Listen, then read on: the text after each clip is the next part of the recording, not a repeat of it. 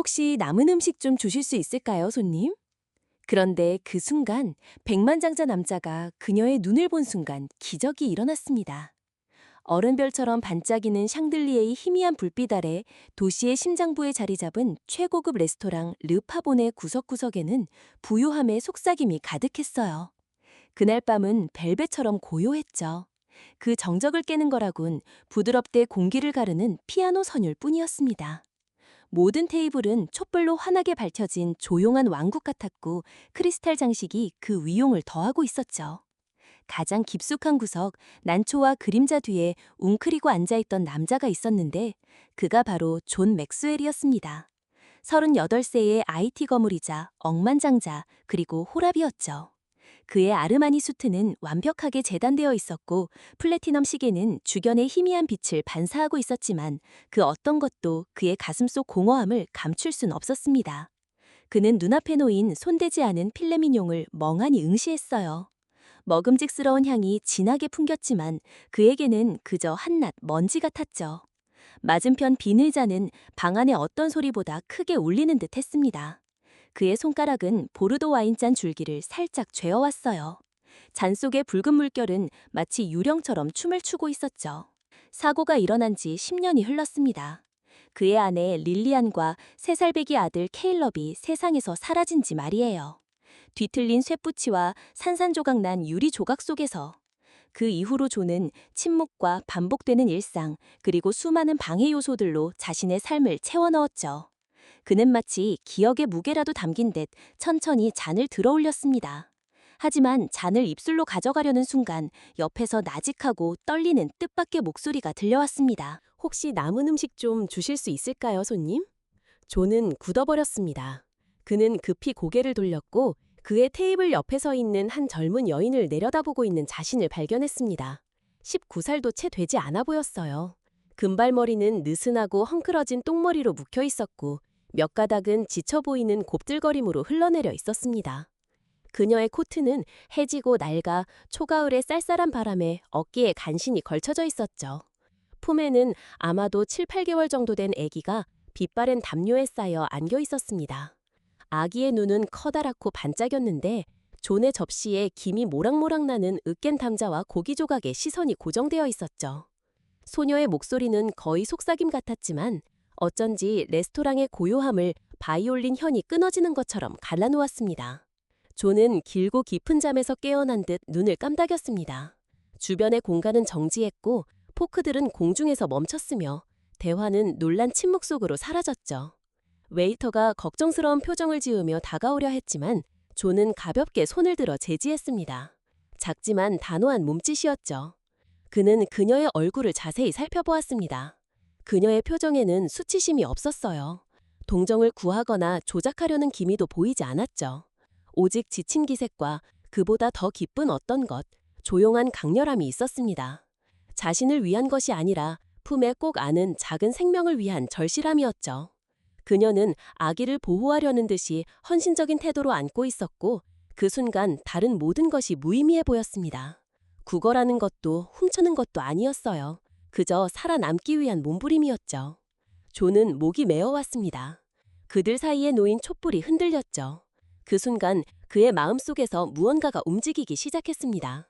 아직은 거창한 깨달음은 아니었지만 작은 속삭임, 작은 불꽃이었죠. 그리고 그때는 알지 못했지만 바로 그 순간 그 하나의 질문이 그가 10년 동안 쌓아올린 벽을 허물어뜨리고 그가 전혀 찾아 헤매지 않았던 구원으로, 전혀 예상치 못했던 사랑으로 이끌게 될 것이었습니다. 그는 한참 동안 멍하니 서서 마치 세상의 모든 것이 배경소음으로 사라진 듯 소녀에게 시선을 고정했습니다. 그녀의 금발머리는 빗질하지 않은 채 헝클어진 파도처럼 얼굴과 어깨를 감싸고 있었고 촛불에 비쳐 부서진 금빛처럼 반짝였습니다. 그녀의 코트는 몸을 겨우 가릴 정도였고 소매는 너무 짧았으며 팔꿈치 부분은 천이 닳아 얇아져 있었죠.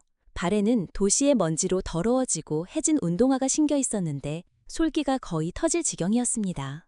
하지만 존의 숨을 먹게 한 것은 그녀의 외모가 아니었습니다. 바로 그녀의 눈이었죠.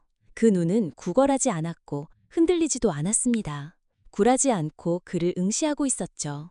절망보다 훨씬 강한 어떤 것, 즉 방어심과 존엄성, 그리고 조용하고 거의 견디기 힘든 슬픔으로 가득 차 있었습니다. 그녀의 표정에는 용기가 담겨 있었어요. 품에 안은 연약한 생명 외에 더 이상 보호할 것이 없을 때에만 단련되는 그런 용기였죠.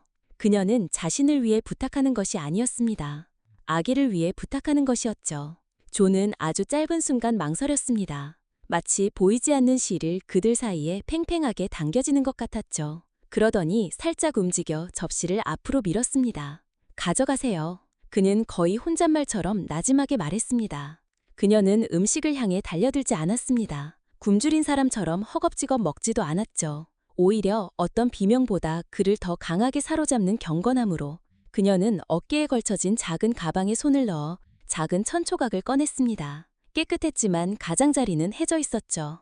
그녀는 으깬 감자와 남은 고기 조각을 그 안에 조심스럽게 감쌌고 마치 보물을 보존하듯이 귀퉁이를 접었습니다. 남은 음식이 아니라요. 그러고는 부드럽게 한쪽 무릎을 꿇고 아기를 더 가까이 끌어안은 뒤 코트 주머니에서 작은 플라스틱 숟가락을 꺼냈습니다. 존은 눈도 깜빡이지 않고 그녀를 지켜보았습니다. 그녀는 따뜻한 음식을 조금 떠서 부드럽게 불어식힌 다음 아기의 입으로 가져갔죠.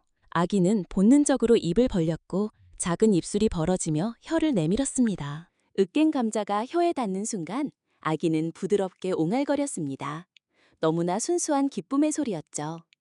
그 소리에 존은 테이블 가장자리를 움켜쥐었습니다. 아기의 얼굴은 촛불에 환하게 빛났고 토실한 손으로 소녀의 가슴을 토닥였어요. 긴 얼어붙은 밤이 지난 후의 일출처럼 둥근 볼에 미소가 활짝 피어났습니다. 그것은 존이 몇 년 동안 보지 못했던 미소였습니다. 자신의 아들을 보고 난 후로는요. 무언가가 그의 목구멍에 걸렸습니다. 그는 잠시 눈을 돌려 갑자기 흐려진 시야를 맑게 하려 애썼습니다. 하지만 아기가 행복한 한숨을 또 내쉬자마자 그의 시선은 다시 돌아갔습니다. 마치 한 숟가락의 따뜻함만으로도 아기가 기쁨으로 가득 찬 듯이요. 소녀는 아무 말을 하지 않았습니다. 그저 한 숟가락씩 끝없는 인내심으로 아기에게 밥을 먹일 뿐이었죠. 그녀의 손은 흔들림 없었고 숨소리는 고요했습니다. 그녀는 단 한 번도 주위를 둘러보며 누가 자신을 평가하고 있을지 아니면 보유한 구경꾼들의 조용한 바닷속에서 어떤 의견들이 형성되고 있을지 살피지 않았습니다. 그녀는 오직 한 가지 이유로 그곳에 있었습니다. 아들에게 밥을 먹이기 위해서요. 존의 심장은 가슴속에서 뒤틀렸습니다. 혼수 상태에서 깨어나는 오래된 무언가처럼 천천히 그리고 깊게 말이에요. 그것은 동정도 자선도 아니었습니다. 그가 신성한 무언가를, 즉 상실을 경험한 적 없는 사람들이 살 수도 대체할 수도 심지어 온전히 이해할 수도 없는 종류의 사랑을 목격하고 있다는 부정할 수 없는 진실이었습니다.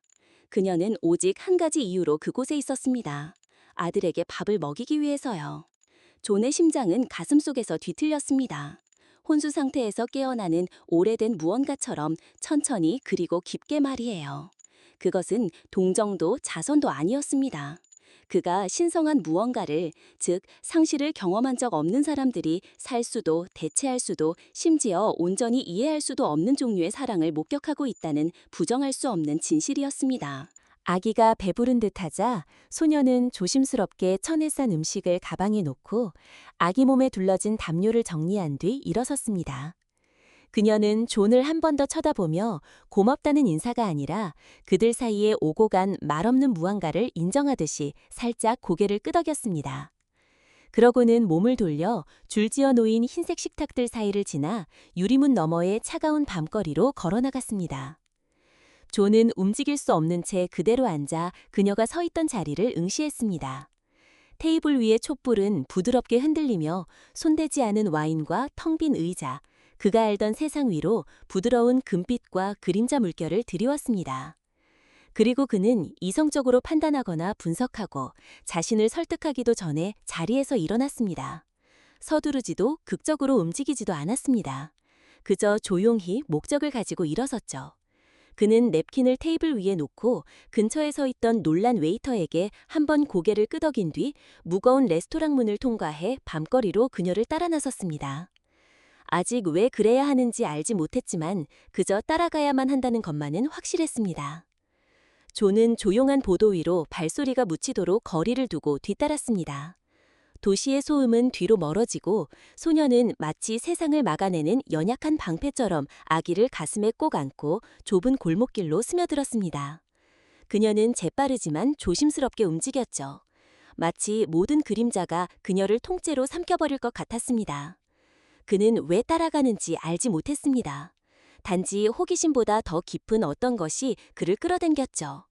그것은 동정이 아니었습니다. 바로 인지였습니다. 골목은 황폐한 주차장으로 이어졌는데 벽돌 건물들이 늘어서 있었고 폐차들은 유령처럼 서 있었습니다. 하지만 낡고 찌그러진 남색 세단 한 대는 달랐습니다. 그 차는 살아있는 차였죠. 창문은 뿌옇고 페인트는 벗겨졌지만 그곳은 안식처였습니다. 그녀는 망설임 없이 차로 걸어가 뒷문을 열고 아기와 함께 조심스럽게 자리 잡았습니다. 얇은 담요가 매트리스 역할을 했죠. 그녀는 아기를 품에 안고 오직 아기만이 들을 수 있는 무언가를 속삭였습니다. 그러더니 그녀의 목소리는 나지막하고 떨리는 자장가로 바뀌었죠. 넌 나의 햇살, 나의 유일한 햇살. 조는 그림자 속에 멈춰서서 홀린 듯 바라봤습니다. 아기의 손은 그녀의 옷깃을 움켜쥐었고 눈은 깜빡였는데 자장가가 따뜻한 이불처럼 아기를 감쌌습니다. 주변은 황량했지만 사랑은 부인할 수 없었습니다.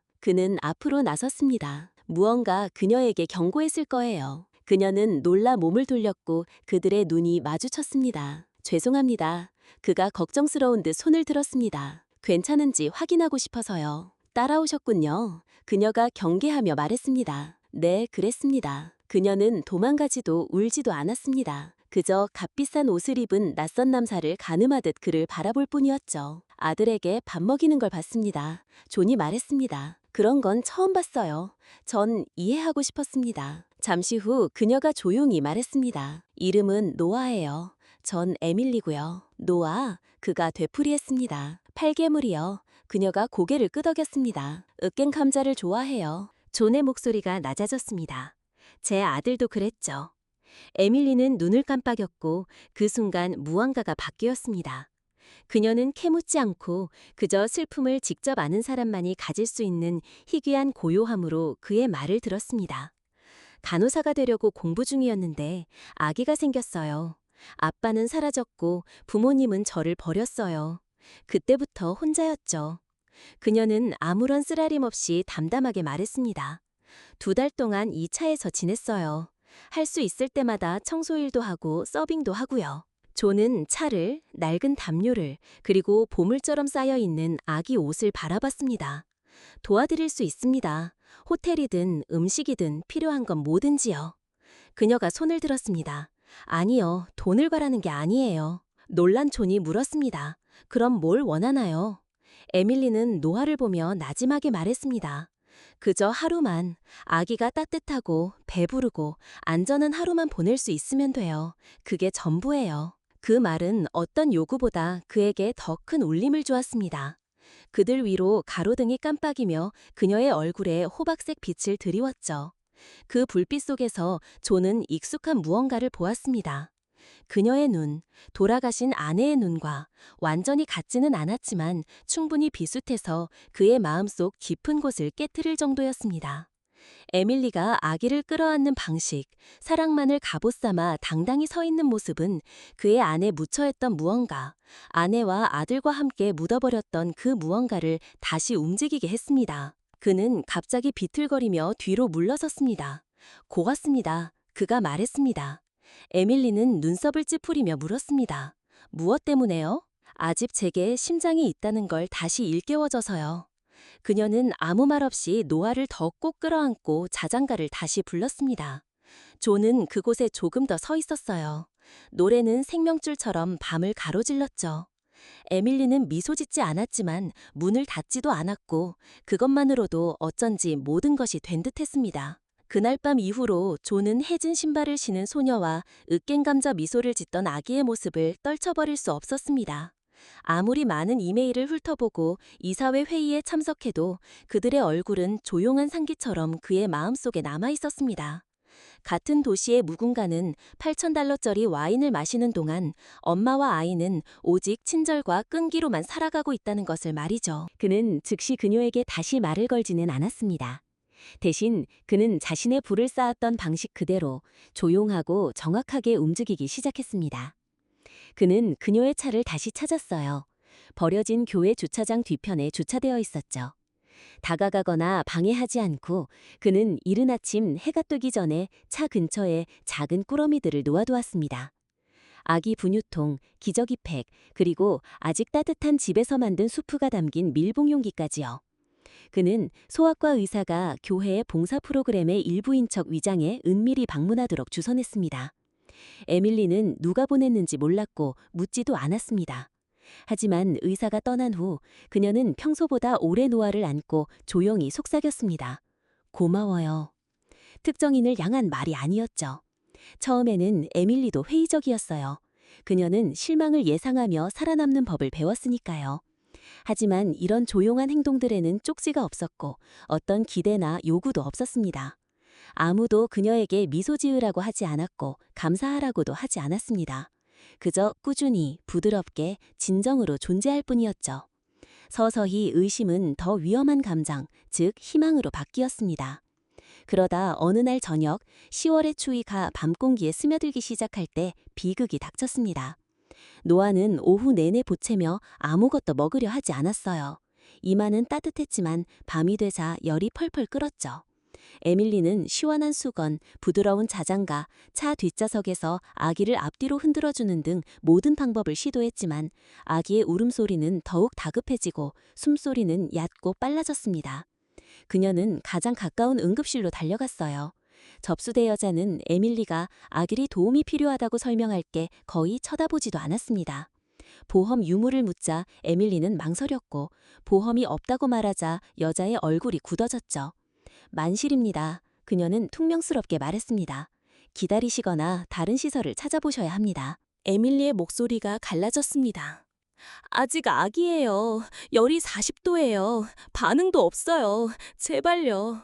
부인, 정식 절차 없이는 아무것도 할 수 없습니다. 죄송합니다. 에밀리는 얼어붙는 공기 속으로 한숨을 내쉬며 밖으로 나왔습니다. 노아는 무서운 침묵 속에 조용해져 있었죠. 그녀는 아기를 그 어느 때보다 더 꼭 안았고 몸은 추위와 공포로 떨렸습니다. 이제 그녀가 할 수 있는 건 단 한 가지뿐이었습니다. 오래된 휴대폰을 꺼내 손가락을 떨며 딱 두 단어를 입력했습니다. 도와줘요. 그가 올지 알 수 없었고 왜 그를 믿었는지조차 몰랐습니다. 하지만 6분 뒤 헤드라이트 불빛이 길가를 비추자 존의 검은 SUV가 멈춰섰습니다. 그는 엔진이 멈추기도 전에 차에서 뛰어내렸고 코트 자락이 바람에 펄럭였으며 눈은 다급함으로 번들거렸죠. 그는 아무 말 없이 팔을 벌렸습니다. 에밀리는 노아를 그의 품에 안겼고 처음으로 아기는 거부하지 않았습니다. 아기의 작은 손이 존의 검지에 감겼죠. 약했지만 의도적인 듯 마치 안전한 무언가를 알아보는 것처럼요. 존은 놀라울 만큼 익숙하게 아기를 품에 안고 줄을 서지 않고 병원으로 다시 들어갔습니다. 지금 당장 의사를 불러요. 그는 접수원에게 강철 같고 불타는 목소리로 말했습니다. 이 아이는 심한 열이 있습니다. 비용은 제가 전부 지불하겠습니다. 하지만 1분이라도 더 지체된다면 제가 이 병원을 통째로 사서 당신들 전부 해고할 겁니다. 그들은 즉시 노아를 데려갔습니다. 에밀리는 복도에 앉아 피로에 떨며 머리를 감싸쥐었습니다. 존은 그녀의 옆에 조용히 머물렀죠. 간호사가 돌아와 노아가 안정적이고 쉬고 있으며 밤새 관찰할 거라고 알려주자 에밀리는 해질녘부터 억지로 참아왔던 숨을 내쉬었습니다. 그녀는 존을 올려다보았고 눈은 물기 어린 채 거의 들리지 않는 목소리로 말했습니다. 와주셨네요. 그가 고개를 끄덕였습니다. 당연하죠. 눈물이 그녀의 뺨을 타고 흘러내렸습니다. 그녀는 안도감과 더 깊은 어떤 것, 어쩌면 슬픔이나 해방감으로 가슴을 들썩이며 그에게 기대었습니다. 그녀의 머리가 그의 어깨에 기댔고 존은 망설임 없이 그녀를 팔로 감쌌습니다. 그는 그녀에게 진정하라고 하지 않았고 설명하라고도 하지 않았습니다. 그저 밤의 조용한 시간들이 그 스테릴한 형광등 벽 밖에서 흘러가는 동안 그녀를 안아주었습니다. 에밀리가 엄마가 된 이후로 처음으로 무너져 내리는 순간이었고, 존에게는 10년 만에 누군가를 안는 것이 배신감처럼 느껴지지 않는 첫 순간이었습니다. 그들은 사랑에 대해 말하지 않았고, 그날 밤 어떤 것도 정의하지 않았습니다. 하지만 그 순간 다시는 아무도 돌보지 않겠다고 맹세했던 남자의 꾸준한 심정 박동 속에서, 그리고 오직 살아남는 법만 알던 소녀의 숨결 속에서 돌이킬 수 없는 무언가가 바뀌었습니다. 그가 그녀를 구했기 때문이 아니라 마침내 그녀가 혼자 강할 필요가 없었기 때문이었죠. 그것은 어느 날 오후 아파트 문 아래 끼워진 평범한 흰 봉투에서 시작되었습니다. 마치 예상치 못한 바람처럼 말이죠. 에밀리는 한참 동안 그것을 응시하다가 손을 살짝 떨며 편지를 펼쳤습니다. 그 안에 있는 필체는 익숙했습니다. 빽빽하고 깔끔했으며 틀림없이 그녀의 어머니 필체였죠. 몇 줄 되지 않았습니다. 거창한 사과도 극적인 애원도 없었죠. 그저 잉크가 종이에 너무 강하게 눌린 듯한 단순한 단어들이었습니다. 제 손자를 알 수 있는 기회가 아직 있자면 그러고 싶습니다. 에밀리는 1시간 넘게 주방 테이블에 앉아 있었습니다. 노아가 근처에서 알록달록한 블록을 가지고 노는 동안 편지는 그녀의 손에 부드럽게 구겨져 있었죠. 그녀는 울지 않았고 화내지도 않았습니다. 하지만 방을 채운 침묵은 숨막힐 듯이 짙었습니다. 존이 그날 저녁 도착했을 때 그는 그녀가 같은 자리에 앉아 있는 것을 발견했습니다. 엄마가 편지를 썼어요. 에밀리가 고개를 들지 않고 조용히 말했습니다. 그가 걸어와 편지를 들어 읽었습니다. 그러고는 내려놓고 그녀 옆에 앉았습니다. 무슨 생각하고 있어요? 그가 물었습니다. 모르겠어요. 그녀가 인정했습니다.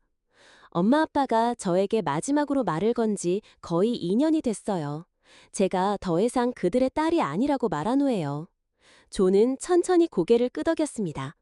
당신은 아무것도 빚진 거 없어요. 에밀리는 그를 향해 몸을 돌렸고 눈은 불확실성으로 흐려져 있었습니다. 하지만 노아는요?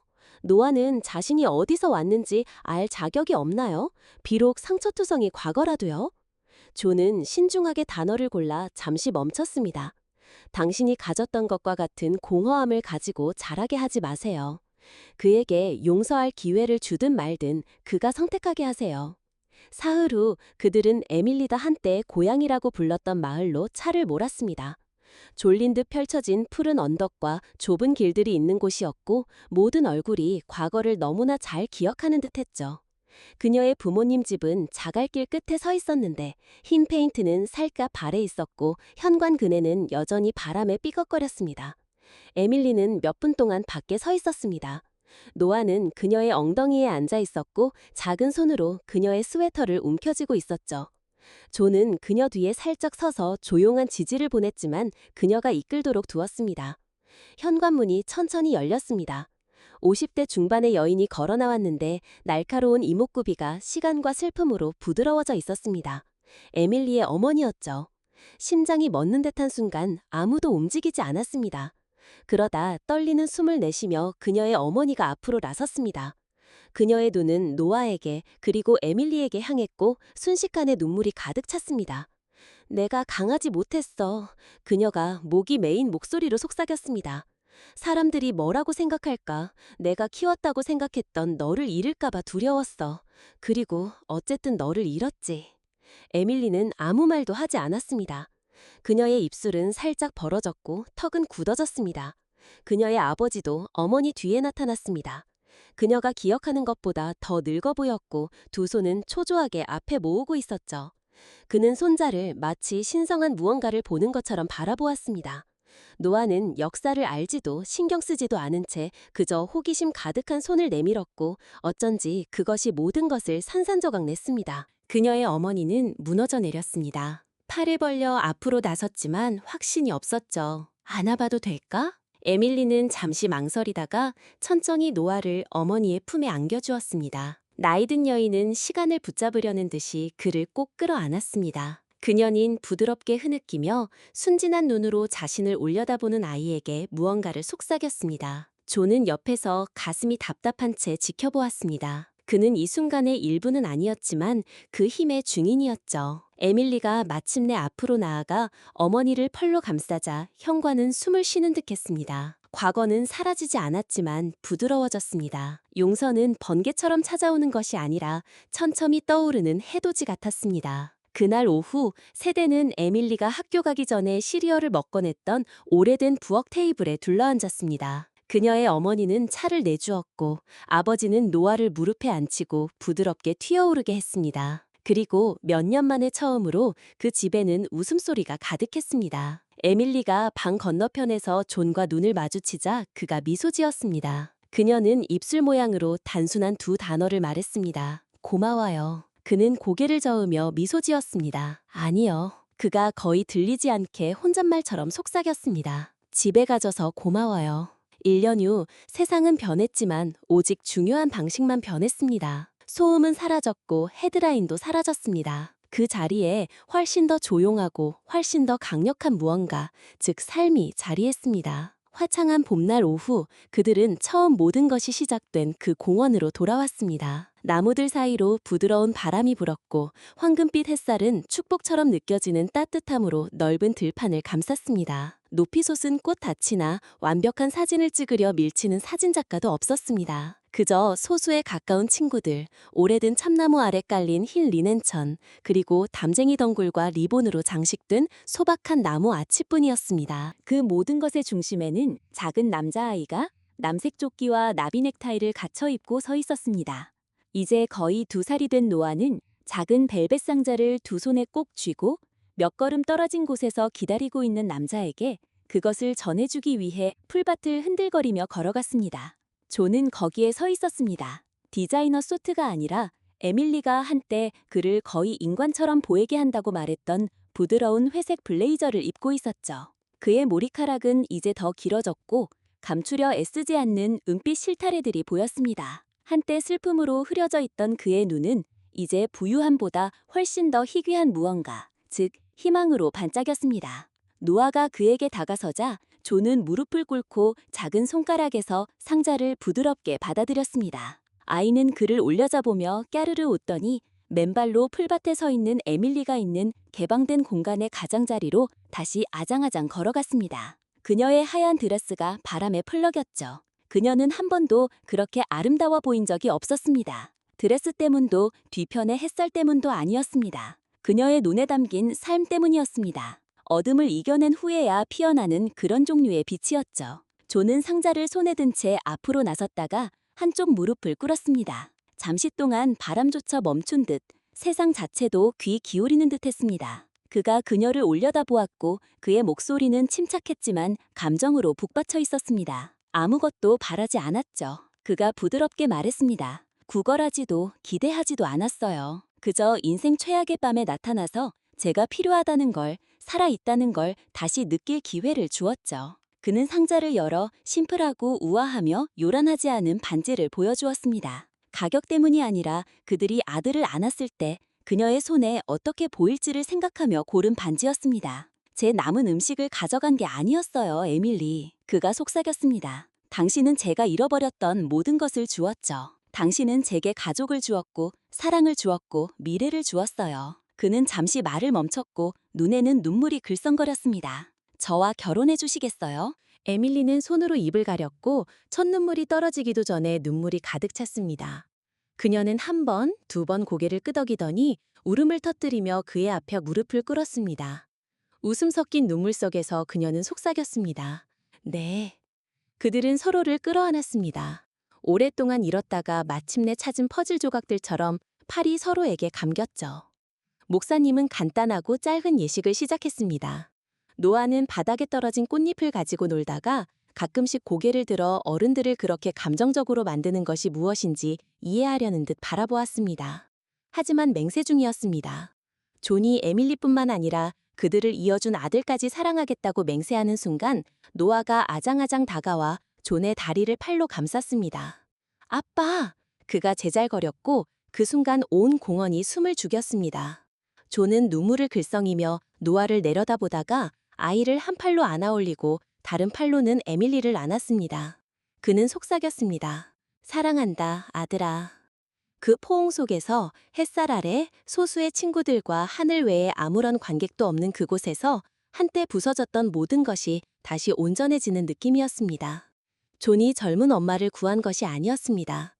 그녀가 그를 슬픔에서, 고립에서, 너무나 세련되고 공허해서 거의 그를 집어삼킬 뻔했던 삶에서 구한 것이었습니다. 그리고 외로움 대신 새로운 가족이 탄생했습니다. 혈연이나 계획에서 비롯된 것이 아니라 작은 속삭임, 하나의 질문, 그리고 으깬 감자 한 접시에서 말이죠. 그들은 완벽하지 않았습니다. 그럴 필요도 없었죠. 그들은 함께였고 마침내 그것으로 충분했습니다. 그렇게 고급 레스토랑의 작은 속삭임 하나에서 사랑, 구원, 그리고 두 번째 기회에 대한 이야기가 펼쳐졌습니다. 남은 음식을 달라는 요청으로 시작된 여정은 가족이 된다는 것의 의미를 재정의하게 되었습니다. 존은 단지 마음을 연 것이 아니라 자신의 삶을 열었죠. 에밀리는 단지 살아남은 것이 아니라 가정을 찾았습니다. 그리고 한때 낯선 사람의 품에 안겨있던 어린 노아는 이제 혈연이 아닌 사랑으로 자신을 선택한 아버지 곁을 걷고 있습니다.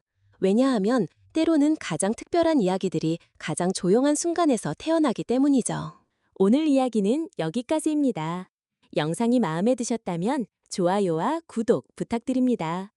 좋아요와 구독은 영상 제작에 정말 큰 힘이 됩니다. 감사합니다. 다음에 또 뵙겠습니다.